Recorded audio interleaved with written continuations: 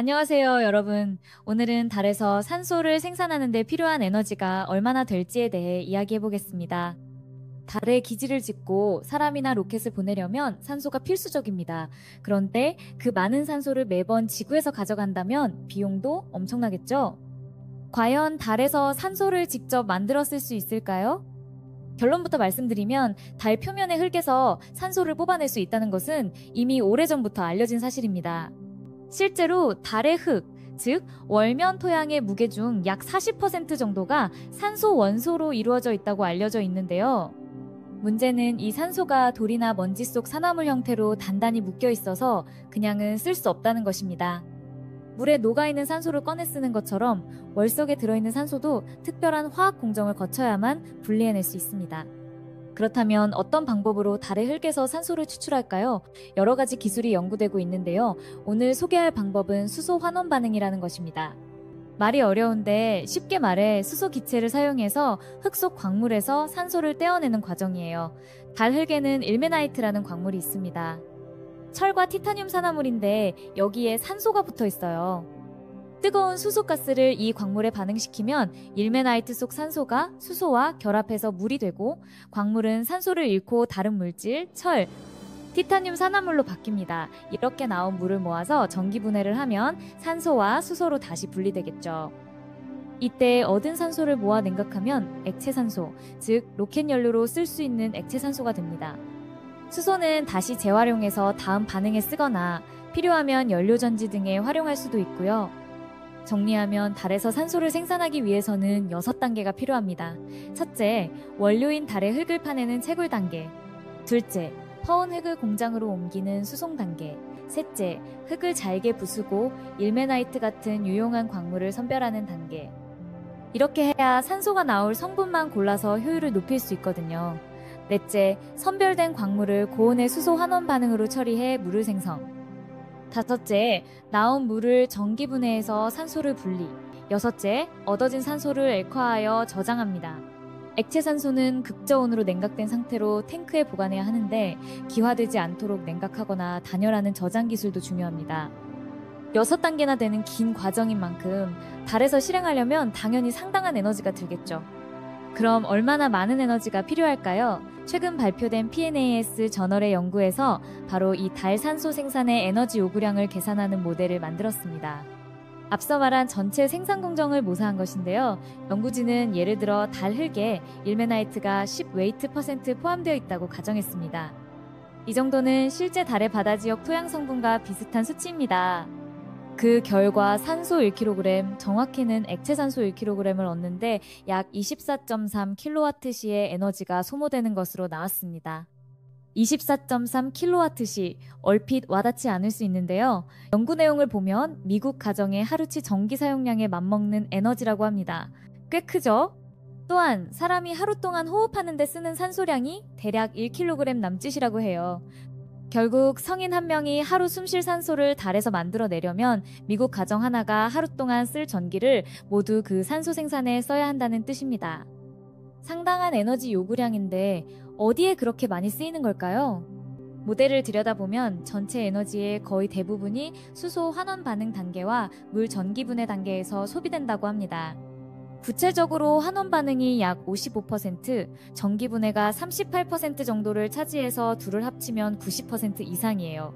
왜 그럴까요? 일단 흙과 일메나이트를 매우 높은 온도로 가열하는데 열 에너지가 많이 들고 물을 전기 분해하는데도 상당한 전력이 필요합니다.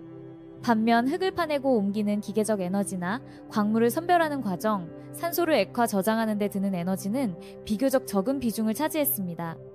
결국 고온의 화학 반응과 전기 분해 두 단계가 에너지 소모의 핵심인 셈입니다. 에너지 소모를 줄이려면 어떻게 해야 할까요?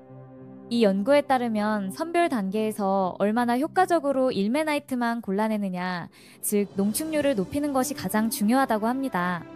일메나이트 함량이 높을수록 같은 양의 산소를 얻는 데 처리해야 할 흙의 양이 줄어들어 효율이 올라가는 거죠. 예를 들어 흙의 일메나이트 비율이 10%가 아니라 20%라면 같은 산소 1kg을 얻으려고 가열 반응시켜야 할 흙의 양이 절반으로 줄어서 에너지 소비도 크게 낮아질 겁니다. 반대로 일메나이트 비율이 낮으면 더 많은 흙을 퍼서 처리해야 하니 에너지가 훨씬 더 들겠죠. 그래서 연구진은 광물 선별 기술의 발전이 달 산소 생산 효율을 좌우할 핵심이라고 강조했습니다. 달에서 산소 함량이 높은 토양을 찾아내는 일도 중요하고 가져온 흙에서 유용한 성분만 골라내는 기술도 중요합니다. 여기까지는 어디까지나 이론적인 계산입니다. 물론 현실에서는 변수가 더 많겠죠.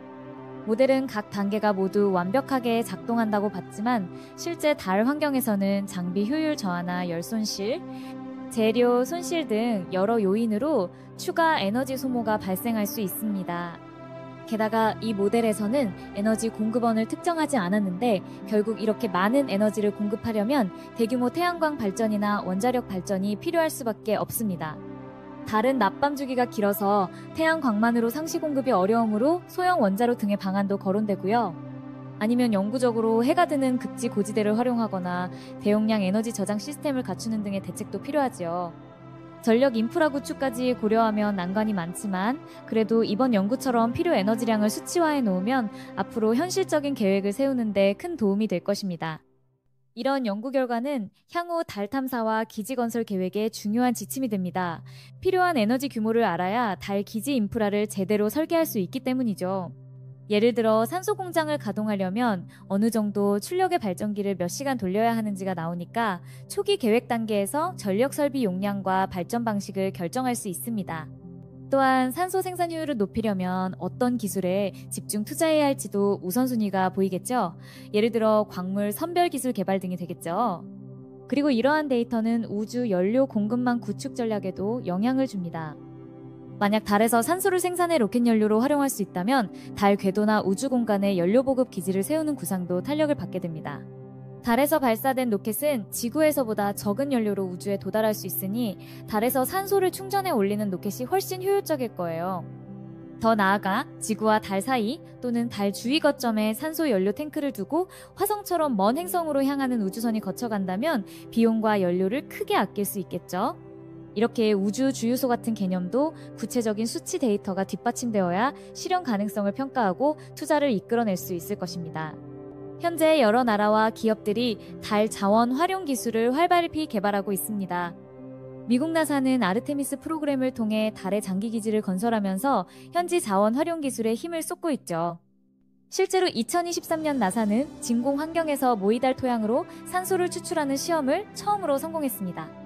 이 실험에서는 강력한 레이저로 달 흙을 녹인 뒤 탄소를 투입해 산소를 뽑아냈는데 중요한 것은 달처럼 진공 상태에서도 산소 추출 공정이 작동한다는 것을 보여줬다는 겁니다. 이런 성과들이 기술의 성숙도를 높이며 달에서 산소를 생산하는 꿈에 한 걸음씩 다가가고 있습니다.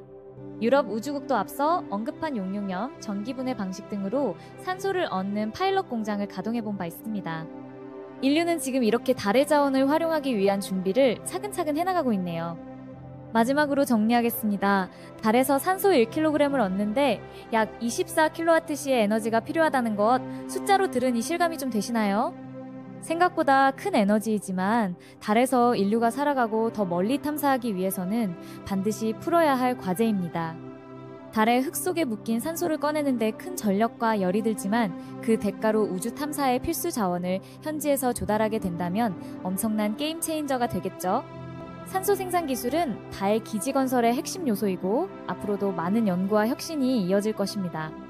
처음엔 어렵고 에너지를 많이 쓰더라도 달에서 산소를 생산해 활용하는 일은 인류의 지속적인 우주 진출을 가능케 할 매우 중요한 도전임을 기억해야겠습니다. 오늘 영상은 여기까지입니다. 함께 해주셔서 감사하고요. 다음 시간에는 더 흥미로운 우주 이야기로 돌아오겠습니다. 감사합니다.